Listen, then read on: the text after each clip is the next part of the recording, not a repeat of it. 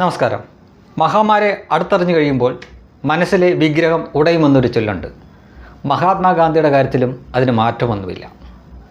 മഹാത്മാഗാന്ധി പലർക്കും ബിംബസമാനമാണ്.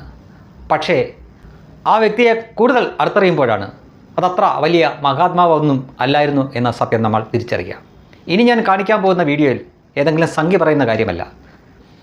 എം.എൻ. കാരശ്ശേരി എന്ന നിരീക്ഷകൻ പറയുന്ന ചില ചരിത്ര സത്യങ്ങളാണ്. ഒന്ന് കേട്ടു നോക്കാം. ഗാന്ധി ഏത് അളവ് നിഷ്ഠുരനായിരുന്നു ബ്രഹ്മേരുത്ത് എന്ന് പറഞ്ഞാൽ, ഞാനൊരു ഉദാഹരണം പറയാം.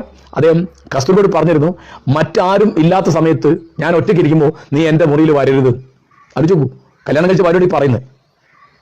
പിന്നീട് അദ്ദേഹം ഈ തരത്തിൽ ചെയ്ത വലിയൊരു തെറ്റായിട്ട് ഞാൻ വിചാരിക്കുന്നത്, അദ്ദേഹം അവസാന കാലത്ത് അദ്ദേഹത്തെ അപ്പോഴും ഈ ലൈംഗികാസക്തി തനിക്ക് കൂടുതലാണ് എന്നുള്ള കുറ്റബോധം കൊണ്ട് അദ്ദേഹത്തെ നിരന്തരം വേട്ടയാടുന്ന ഈ കുറ്റബോധം, അതുകൊണ്ട് അദ്ദേഹം ഒരു പരീക്ഷണം നടത്തി.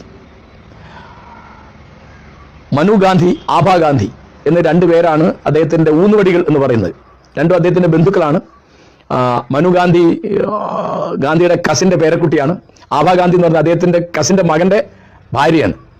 കനു ഗാന്ധി എന്നുള്ള ഫോട്ടോഗ്രാഫർ, ഇപ്പോൾ നമ്മൾ കാണുന്ന ഗാന്ധിയുടെ പ്രധാനപ്പെട്ട പല ഫോട്ടോസ് എടുത്ത ആളാണ് കനു ഗാന്ധി. കനു ഗാന്ധിയുടെ ഭാര്യയാണ് ആഭ. അവൾ ഗാന്ധി കുടുംബത്തിൽപ്പെട്ട ആളല്ല. കനു ഗാന്ധി കല്യാണം കഴിച്ചുകൊണ്ടാണ് ആഭ ഗാന്ധി ആയത്. അവരെ വെച്ച് അദ്ദേഹം ഒരു പരീക്ഷണം നടത്തി. എന്താ പരീക്ഷണം? പൂർണ്ണ നഗ്നരായിട്ട് അവർ തൻ്റെ എടുത്തും വലത്തും കിടക്കുക, താൻ നഗ്നനായിട്ട് അവർ നടുവ് കിടക്കുക. എന്നിട്ട് തൻ്റെ ലൈംഗികത ഉണരുന്നുണ്ടോ എന്ന് പരീക്ഷിക്കുകയാണ്. അപ്പം അതിൻ്റെ പ്രശ്നം, ഈ പെൺകുട്ടികളുടെ മനസ്സെന്താണ്, അവർ നേരിടുന്ന കഷ്ടം എന്താണ് എന്ന് ഗാന്ധി ആലോചിച്ചോ? ഇല്ല. ഈ ചെയ്തത് ശരിയാണോ? ശരിയല്ല. തെറ്റല്ലേ? തെറ്റാണ്. അപ്പോൾ ഇതിനെതിരായിട്ട് അന്ന് അദ്ദേഹത്തിൻ്റെ മകൻ ദേവദാസ് സംസാരിക്കുന്നുണ്ട്, നെഹ്റു സംസാരിക്കുന്നുണ്ട്, പലരും സംസാരിക്കുന്നുണ്ട്. അദ്ദേഹത്തിൻ്റെ കൂടുതൽ ശിഷ്യന്മാർ പലരും അദ്ദേഹത്തിൻ്റെ ആശ്രമം വിട്ടു പോകുന്നുണ്ട്. അങ്ങനെ പല കാര്യങ്ങളുണ്ട്. കുറച്ച് കഴിയുമ്പോൾ ഗാന്ധി നിർത്തി.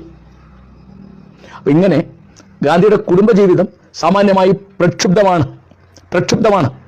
അതിൽ ആളുകൾ ധരിക്കുന്ന മാതിരി അദ്ദേഹത്തിൻ്റെ ഭാര്യ അദ്ദേഹത്തിൻ്റെ ശത്രുവായിരുന്നോ, എല്ലാ മക്കളും അദ്ദേഹത്തിൻ്റെ ശത്രുക്കളായിരുന്നോ പറയുന്നത് ചരിത്രത്തിൽ നിരക്കുന്നതല്ല.